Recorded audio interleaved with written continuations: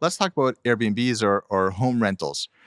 You take your family away for a vacation, and now in this rental, you have microwaves, you have stovetops, you have counters.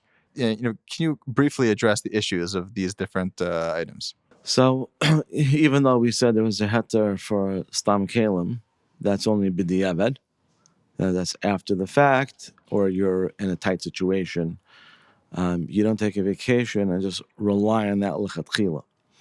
So, you should, if you're going to use the microwave, is really the easiest thing to use, because if you double wrap something, you don't have to kosher it. And double wrap means in saran wrap, means in plastic bags? Either or. I see. But it has to be plastic. In other words, if I wrap it with paper towels, it doesn't help. No, I would not recommend that, because the problem that can come up is the anything that gets hot, the zaya liquefies and it comes up, and the paper towels won't hold it back. Whereas if it's double wrapped plastic, it should hold it in, and there shouldn't be any problem.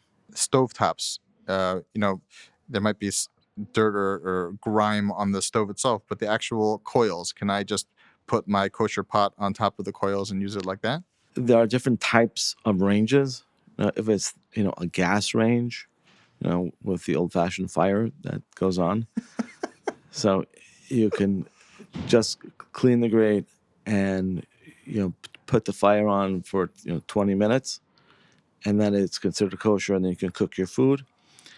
It'll be a problem if it's glass top stove. That would be a problem, because you can't really kosher glass. I mean, glass is a very big enigma in halacha. Either you can't kosher it, or it doesn't really get treif.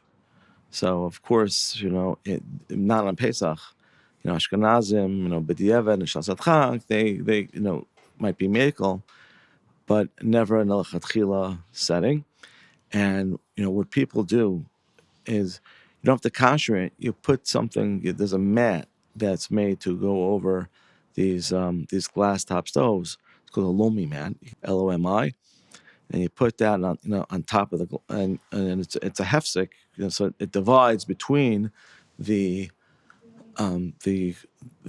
range and the pot, and even if it wasn't cleaned properly, and it doesn't make a difference. It's fine. Wow. Is there a difference between Ashkenazim and Sephardim when it comes to glass? Yes, because it's a question in the Rishonim. What exactly is the status of glass? Is it like a klicheres? When klicheres can never become kosher, you can't kosher klicheres. The only thing you do is throw it out. And there's one day that holds that you can't.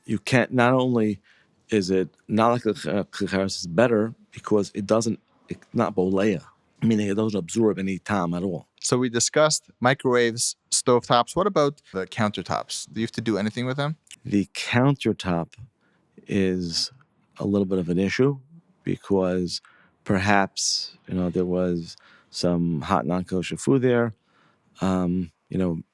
Even if you want to say stam kalim, but again, lechatchila, you don't want to rely on that. So don't take your hot spoon that you just mixed something with, and that's wet, and put it down on the counter.